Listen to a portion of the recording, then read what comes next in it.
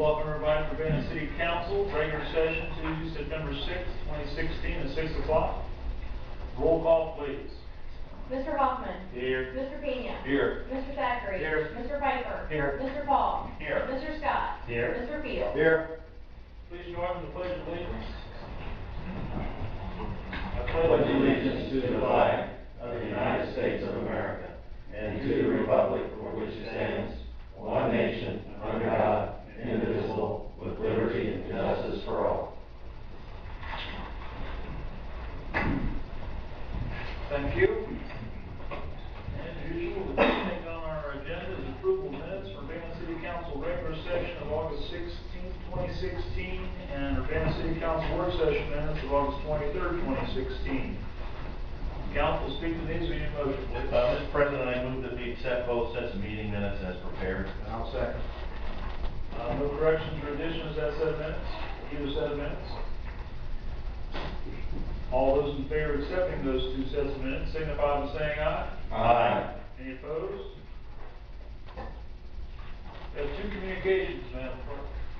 Number one, community audit release notification emailed August 25th, 2016. Number two, mosquito control grant event invitation emailed August 29th, 2016. Okay, Council, to speak to these two communications, we need a motion, please. I'll move that we accept those communications. I'll second.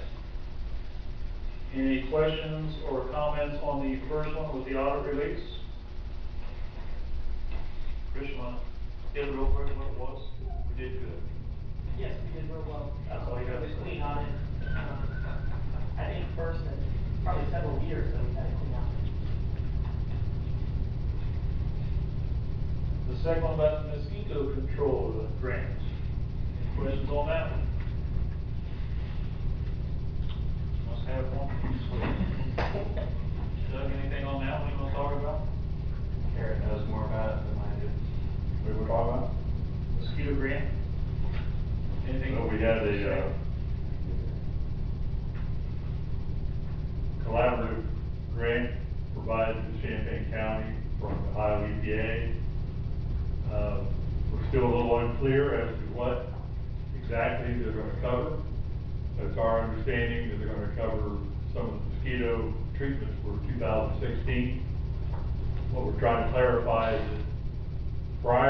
that prior to being awarded the grant or after being awarded the grant, because we made the application, we were just starting to spray. So there's still some clarification around that. Today we had a presentation down at the community center. Mayor was able to make it. And if you want to expand on who was there, what you guys talked about. Briefly, the EPA put on a little dog and pony show and talked about the collaboration between the city of Urbana and the villages in getting this grant done.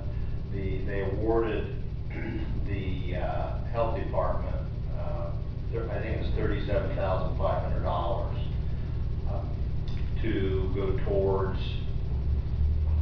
mosquito abatement, I would say. But it was a nice get together. There was quite a few people there. The news media was there, getting all kinds of pictures. But it was, they're thrilled with what has happened. The EPA is, so that and the Ohio Division of Health. So we kind of helped them out, and we did our thing. And it was a nice get together. Quite a few people were there. Questions or comments, Council? Kerry, you said 2016 money. We're basically done. Are they? Right, and this conversation's been going on for about 2 months. Right. So, and at this point, we still don't have clarification as to exactly how it's being set up. So, all we know is we're going to get reimbursed for some portion of our 2016 application. And that was discussed out there today. They don't know really how it's going to go. They talk quite heavily about old tires and hanging around and being places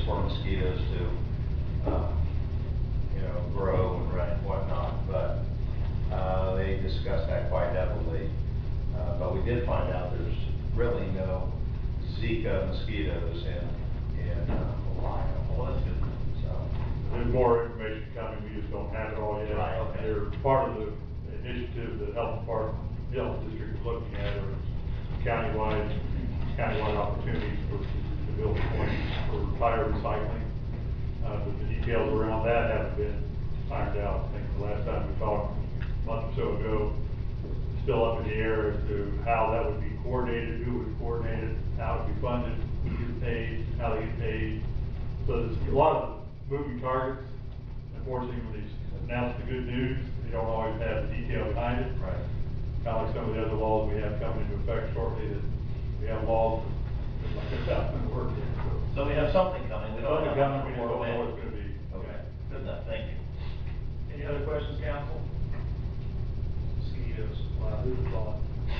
Okay, if there's no questions, all those in favor of accepting the two communications you've emailed, signify by saying aye. Aye. Any opposed? Administrative reports of the Board of Control. First, Madam Clerk. The Board of Control recommends council increase purchase order number 22356 to one Aqua Source in the amount of $45,000. Urbana City Council approved purchase order number 22356 for $15,000 on July 5th, 2016 as a blanket purchase order for polymer for the water reclamation facility. The additional amount will be charged to the sewer fund and is not in the 2016 budget. Vote 2-0. Okay, council, to speak to this, we need a motion. So moved. Second. Pat,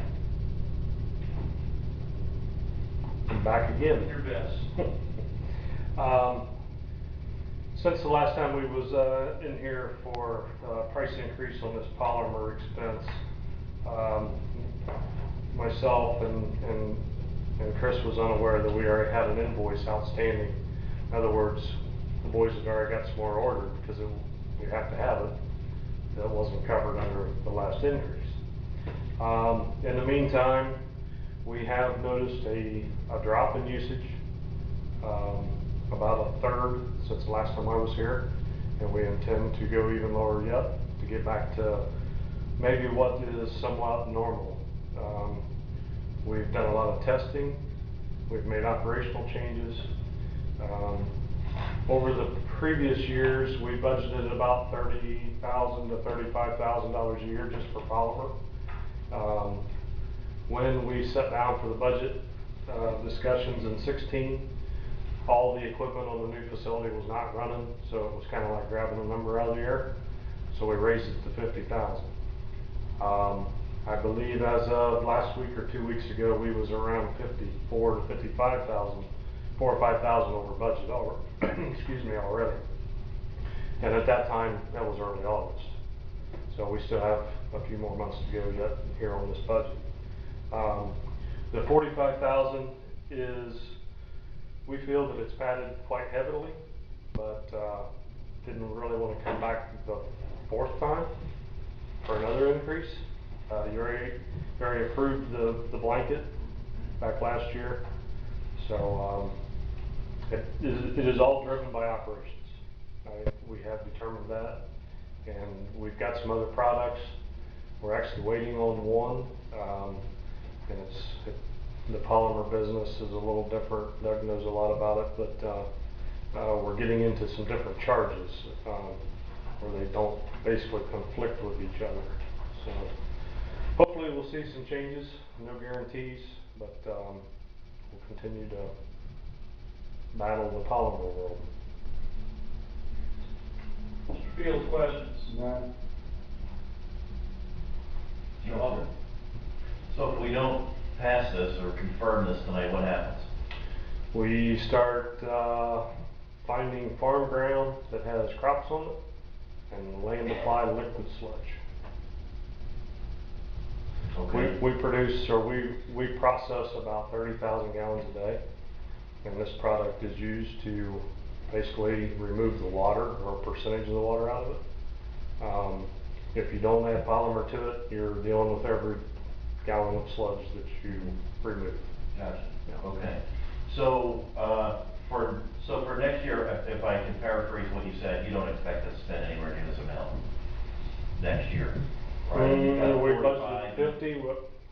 You're talking 75. 100,000 basically this year, right? Yeah, we'll be. Well, let me rephrase it, because that's the worst case. That's if you burn through the additional 45. That's correct. Right, would be 100,000. You don't expect to see that next year, right? I would hopefully not anticipate that. Okay, great. Maybe the 75 range. Okay, so we'll see almost a doubling versus past years, but, Yeah. okay, great, thanks. Mr. Scott? No questions. Mr. Thacker? What was budgeted this year for? 50. 50, okay. And this will take us to 95. Okay, thanks. Mr. Pena? No questions. Mr. White? No, thank you. Okay, no further questions, council. All those in favor of accepting the board control's recommendation to increase purchase order 22356, to increase it $45,000 to Aquasource, signify by saying aye. Aye. Opposed? No. Record show Mr. Piper voted no.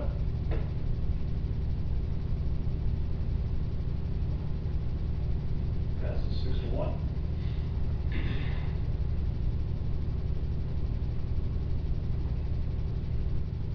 And the next one, please. The Board of Control recommends council authorize a purchase order to Dryer and Muller Incorporated in the amount not to exceed $314,209.85 for the purchase of a new Aquatech V10 International 7400 chassis Vector truck for the sewer maintenance department. This truck purchase recommendation is based on the city waiving its competitive bid requirement and subsequently purchasing these vehicles through ODOT's cooperative purchasing program. The anticipated trade-in value of the current Vector truck is $35,000, which will result in a net price of $279,209.85. The expense will be charged to the sewer fund and is not in the 2015 budget. See attached. Vote 2-0. Okay, council, speak to this, we need a motion. So moved. Second.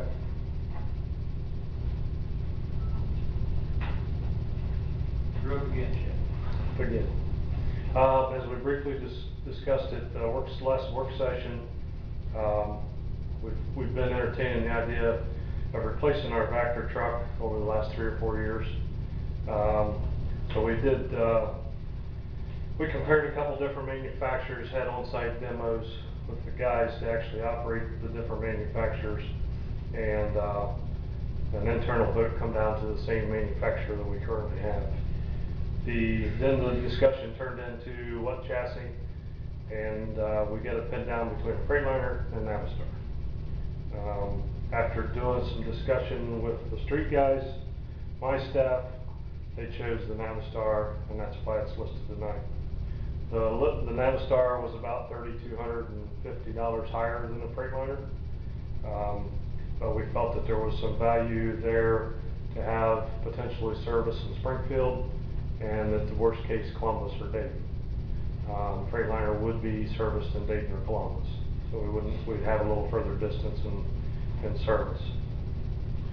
The actual Vector unit is built in Marietta, so it would be a complete Ohio-built truck.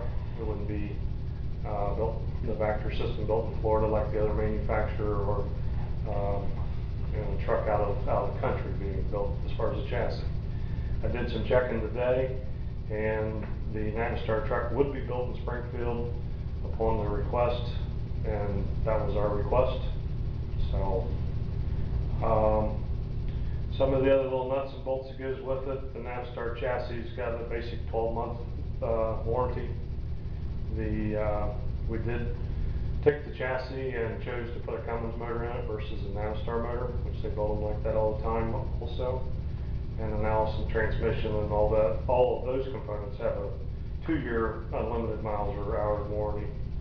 As far as the Aquatech, the actual Vector unit, it's 10-year warranty on tanks, 5-year on the water pump, and a 1-year on the manufacturer warranty of the actual vacuum. Aquatech, one of the reasons we got a little aggressive with this process was Aquatech is getting ready to have a state price increase at the end of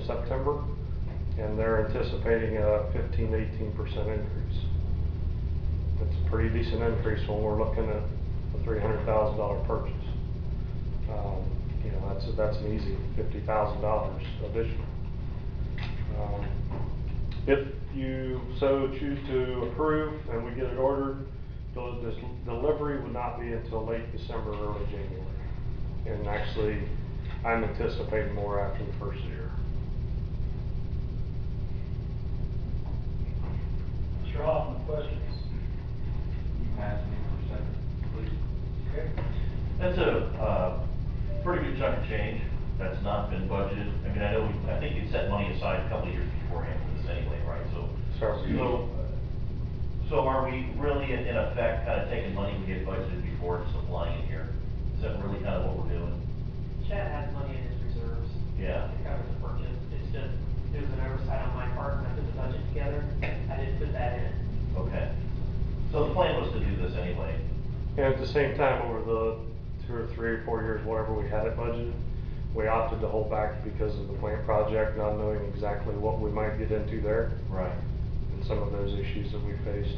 So because it was really just more of a budgeting oversight, which is fine, but, you know, money's there, I don't have an issue with it. But we're not giving up anything else out there in order to set the money aside to buy the truck. No.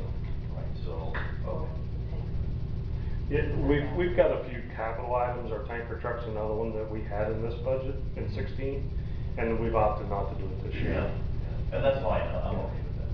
Thank you. Mr. Scott? How old's your existing truck, Chad? It's a 2001.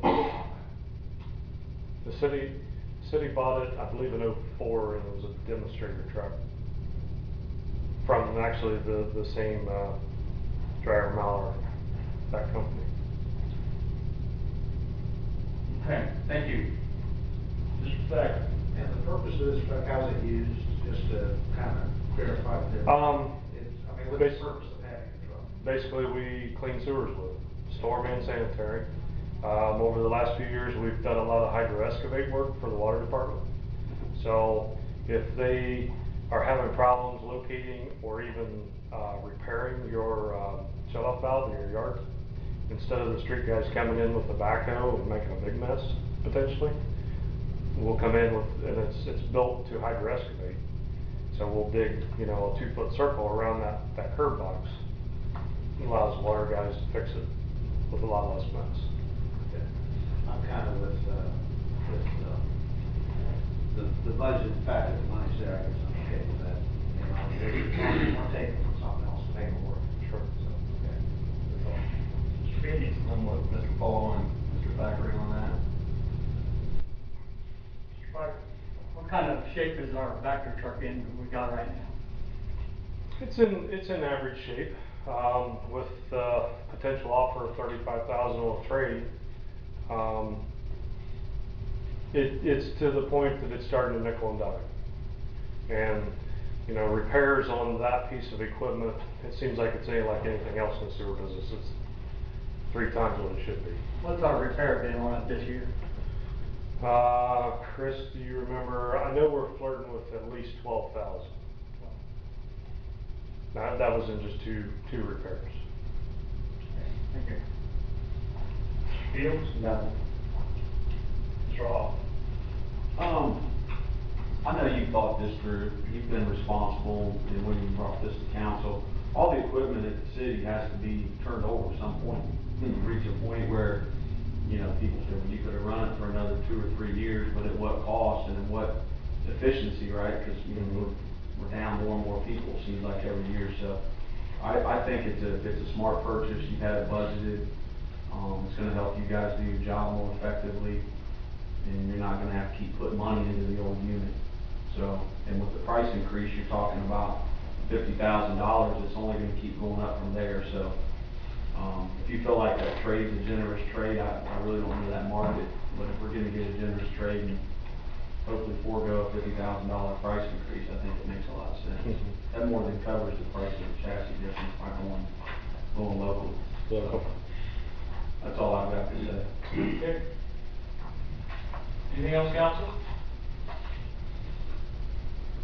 Okay, hearing none, all those in favor accept the board control's recommendation to authorize the purchase order to Dryer and Mallard Inc. in the amount not to exceed $314,209.85 for the purchase of a new Aquatech V10 International tractor truck. Signify by saying aye. Aye. Opposed? No. Record show Mr. Piper voted no. Passes 6-1. Thank you. Thank you. It's the last request for public this evening. Moving to citizens' comments. Anything anybody like to come? Step right up. Good evening, Council and Administration. Ben Barth with DP&L. Just wanted to make sure everyone was aware that we did start up our appliance recycling program again. Took about a 6-month hiatus. The contract that we were working with is a nationwide contractor, and they closed up shop, so we found a new one. So if anyone has refrigerators or freezers that are still functional but you're ready to replace them, we will come pick it up at no cost and actually give you $50 for it. So you hopefully will upgrade to a more efficient model. So you can go to dpandl.com/recycle and get more details about that. One other upgrade, or something that may be of interest to you all and to citizens, we created a new web portal, mydpandl.com. It's just an interface that you can go to if you have multiple accounts. You can sign in there, see all of your accounts, see the usage over the past 12 months. Just manage things a little bit more fluidly. So with that, I'll have some flyers I can just leave for you guys after the meeting. So if you have any questions, be happy to answer them. Thank you. Thank you. Had this been only, 3 months ago, we had our community pickup, and we had less money. That's right. A lot of that road is freezing right now. Okay. Any other citizens have anything like to say? Hearing none, we'll move right into ordinances and resolutions for a third reading, Madam Clerk. Ordinance number 4459-16, an ordinance to provide a statement of services in the territory to be annexed, approve an annexation agreement with Urbana Township, and authorize the Director of Administration to sign the agreement on behalf of the City of Urbana. Okay, Council, this is a third reading. We need a motion to that effect. Mr. President, I move that we place ordinance number 4459-16 on the business floor for discussion and possible passage. Second. Mr. Scott. All right. This is an annexation agreement for 638 Children's Home Road, which we provided water and sewer service to last summer. Council approved that service outside the city on July 21st, 2015, contingent upon annexation into the city within 60 days. So we're a little bit behind schedule. That being said, we did try an annexation agreement earlier this year. If you remember, the hang up on that with the township and the city was the compensation back to the township. The original proposal was $542.46. The new proposed amount, which follows Ohio Revised Code, $1,084.92. Would like to be able to get this completed and get this annexation taken care of and move forward. So we have had some discussion about how to handle future annexations as far as allowing this particular chapter of ORC to be used, but we can talk about that more hopefully in the future. So. Mr. Scott, questions? No. Mr. Thacker, no questions. Mr. Pena? No questions, thank you. Mr. White? Mr. Fields? This cost will be, that's all we have. Yeah, we'll make a payment to the township through this agreement, and the property owner will have to actually file the petition for annexation. So, And we're done with this. we have to get through the actual annexation process, but we'll be done with the agreement. That's the precursor to the annexation. All right, thank you. Mr. Hall? No, sir. Mr. Paul? So is there a chance we paid the $1,084 and they just never bothered to file? They never bothered to file, and then on council to say, look, now this is on the property owner to annex, and we can still shut off your water and sewer. As long as there's some leverage there, that's all that matters. I think their intention is to get this done. I'm sure it is by now. Thank you, that's all. Any other questions or comments, council? Now's the time. Third reading, we need a roll call vote, please. Mr. Pena? Yes. Mr. Thackeray? Yes. Mr. Piper? Yes. Mr. Paul? Yes. Mr. Scott? Yes. Mr. Field? Yes. Mr. Hoffman? Yes. Okay, ordinance 4459-16 passes.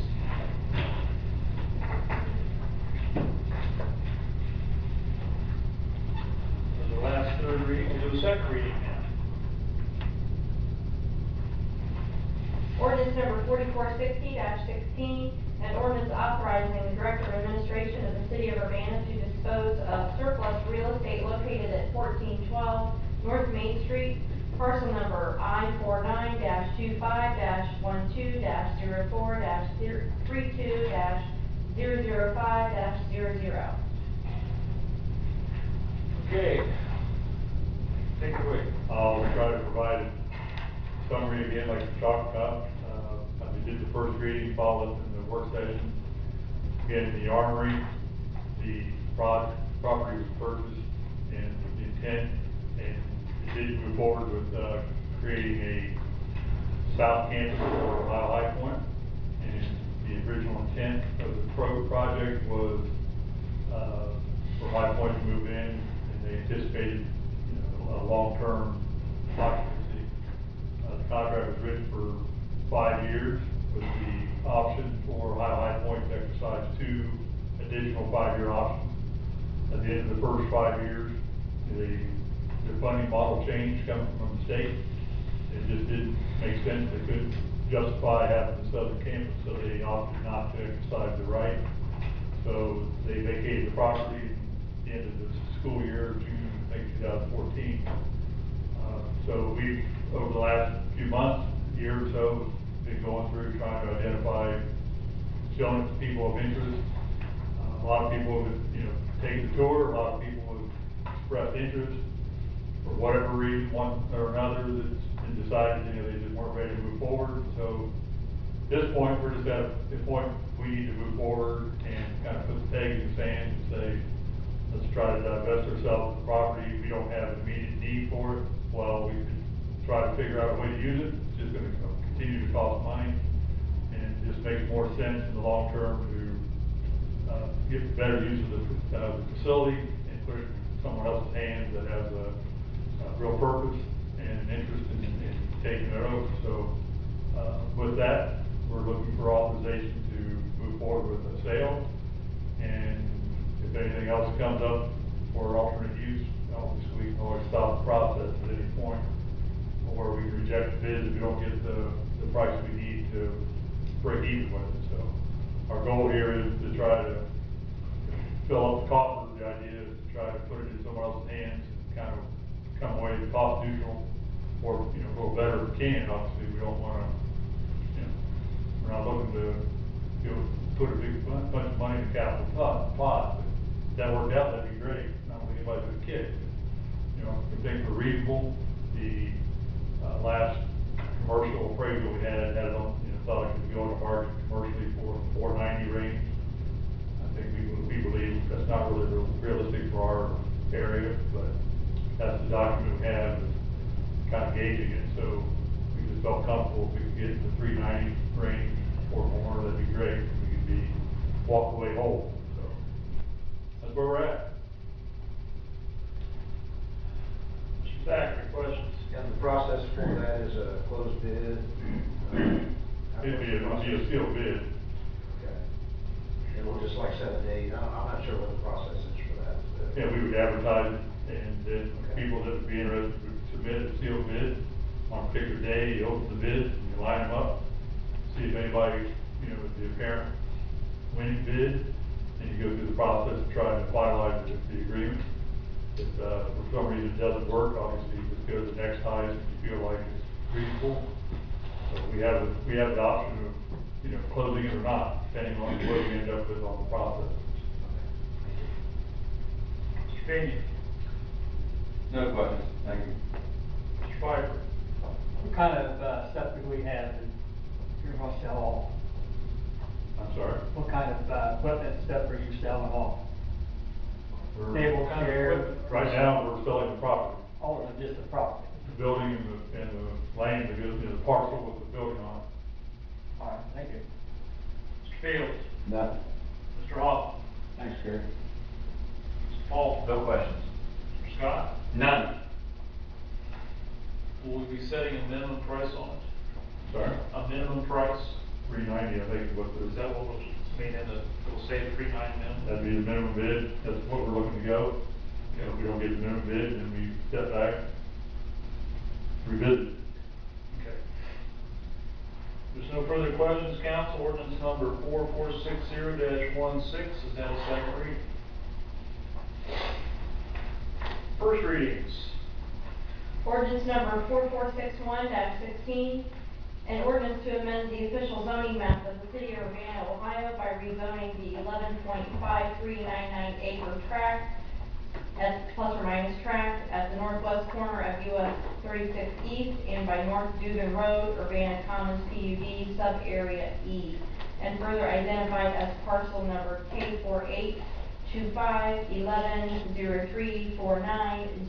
K48251103490050.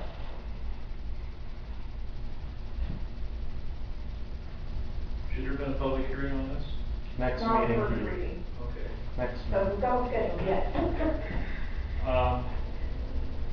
ahead, Doug. All right, this is a rezoning application that the city received from Urbana MOB LLC, requesting to rezone 11.5399 acres, which sit at the northwest corner of US 36 East and North Dugan Road.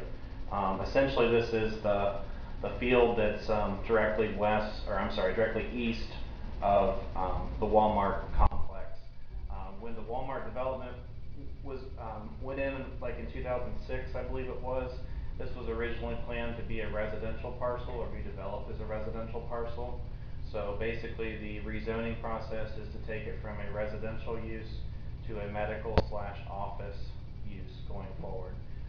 So that's the request that the city's received as far as rezoning that parcel. And this first ordinance would be to update the zoning map accordingly with this request that's been made to change how the land is going to be used. Mr. Pena? So, what's the other again, you said there's gonna be a medical office be put there instead of, is there kind of residential be put behind it, or? No, it would be specifically written, that's the next ordinance we'll get to, is actually dealing with the text that goes with it. The actual ordinances that will dictate how the land is used. This is more of just the map, the zoning map. All right, thank you. Mr. Pike? Question? Mr. Fields? Well, I had inquired about, because we talked before the meeting about tips and other things. They're not interested in any of that, are they? We're still working on what incentives are available, whether there's a possibility of a TIF or what's called an enterprise zone agreement. So we're actually going to be meeting with this party here in the near future to look at that. Thank you. Mr. Hall? No questions right now, we'll get deeper into this. Mr. Paul? You said the area's was zoned residential, then it was rezoned for Walmart, right? Is that part of it? When the Walmart development went in, they laid out 5 different sub-areas of that PUD, planned unit development. So sub-area E, which is this particular sub-area, was intended to be residential originally. Obviously that had never developed as residential. Right. And this developer's come along and wants to develop that parcel for that. So it's considered R now? Yes, essentially. But the thing about it was when they put it in place as residential, there was no text that went with it that said what type of residential, what density. It was to be determined. So this would change it to a B then, I assume? Actually, it doesn't. It's going to be a planned unit development, Okay. so it has its own specific text. Got it, okay. It's basically a negotiation between the city and the developer that we come up with the text. Same thing that happened when the Walmart development originally All was right, put in. now it's clear. Thanks, Doug, I appreciate that. No more questions. Mr. Scott? No questions, thank you.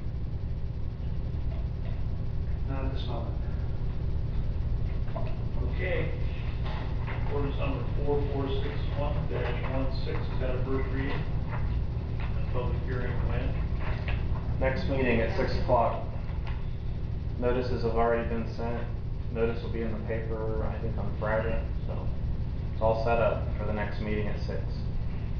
That's supposed to be before the meeting. Yes, but I was told not to have public hearings prior to 6. Okay. To start the meeting at 6 and have the public hearing to start.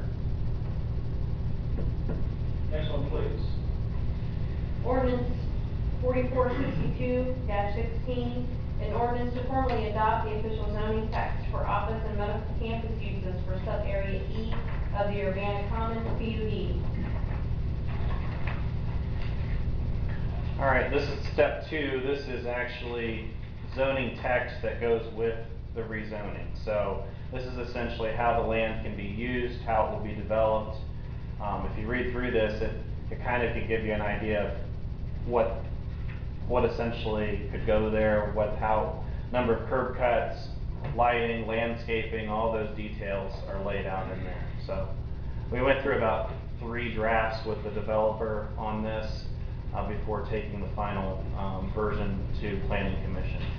Again, the plan unit development process, the PUD process, is intended to be a process where you work back and forth with the developer to develop the text. So that's exactly what we've done in this case. Mr. Piper, questions? No question. Mr. Fields? No. Mr. Hoffman? No. No questions. Mr. Scott? Mr. Thacker? Mr. Payne? Okay.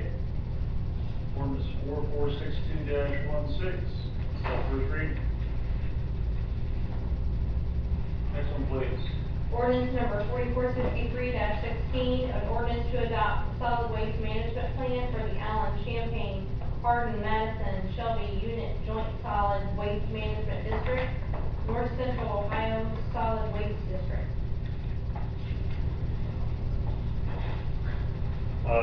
Put this on the agenda. We're gonna, I'll send you more detailed information. I just wasn't well prepared to get it all to you right off the bat. We talked about this at the work session. The North Central Ohio Solid Waste District, which we are a member of, is responsible periodically to upgrade their waste management policy. This is the year that they prepared the new version for 2017 through 2031. Actually, I serve on the policy board, and the commissioners serve on the district board. And the intent is to just better understand and let everyone understand what the policies are for the district, how they're going to handle waste disposal, recycling, and that type of thing. So we were given a ratification through the policy committee back in August, July, and then in August they voted. So we now have a 500-page document that I don't think Amy was ready to print and collate for you. So what I'll do is I'll put together a summation for you and a link that you can access it. We'll bring it in as a communication for the next meeting. So you can take the time to go through the detail and understand what happened in Champaign County, how we compare and stack up against Shelby and some of the other participating counties. Again, the intent is to make sure that we have a solid waste plan in effect. And again, the key component here is the recycling component, which we have a residential curbside recycling, which is a sidebar will be going out next year for new bids on that. So with that, we'll be in just the first reading of 3, and it'll probably be again another subject of discussion if we need to get into it in the work session. But I'll be sharing all that detail with you, let you read through it, and probably have more of a conversation in the second reading. Mr. Fields, any questions now? No. We'll see how you do. Mr. Hoffman? No, sir. Mr. Paul? No. Mr. Scott? No, thank you. No, sir. No, thanks. Everybody's happy? Okay. Ordinance number 4463-16, is that first reading? is a resolution which requires ceremonial reading only. Read it, Tim. Resolution number 2491/16, resolution to designate the city of Urbana as a recognized city of peace through the International City of Peace organization. And we can pass this tonight. You can pass this tonight. This is a volunteer initiative. This Titus Memorial volunteers, several other community members petitioned the international cities to become a peace city, and want council's resolution as a show of support. It's the financial commitment, so on and so forth. It's just a general, yes, we agree to participate as a member as a show of community support to support these peace initiatives that local volunteers have taken part in. Let me speak to the history of this. John and Deb Titus, who I think you all know, lost their daughter on 9/11. And they've come up with the Alicia Titus Memorial Peace Fund. And they are very much into this. And John and Deb came to me, and Dayton is a peace city. And they've been working with Dayton, and they wanted to know if the city of Urbana would be interested in joining them as a peace city. As I'm sure you read the resolution, but it says the World Health Organization defines health as not merely the absence of disease or infirmity, but achievement of balance of physical, mental, and social well-being. Peace is not merely an absence of war and violence, but a condition where society has achieved a balance of prosperity, security, justice, and hope. Peace is necessary for everyone to achieve health as defined by the World Health Organization. We intend to foster a culture of peace through education, action, and service. And it also says a broad-based network of Urbana civic and community leaders in the area of arts, business, community service, like our Helping Hands, education, environment, faith, human rights, mental health, youth, veterans, elderly, and wellness. Envision Urbana as a city where people come together to create culture of peace for its citizens. This is basically a quality of life resolution. We are saying that Urbana is a place for opportunity and peace. That's all we're stating. And maybe we'll have a flag to be able to hold out there. But this was, like I said, was pretty much brought about by John and Deb Titus in wanting Urbana, since they have worked here. John went to school at Urbana University. He was dean of students out there, and this is something they are very much invested in, and would like to see the city of Urbana become part of their initiative. Okay. If you have any questions,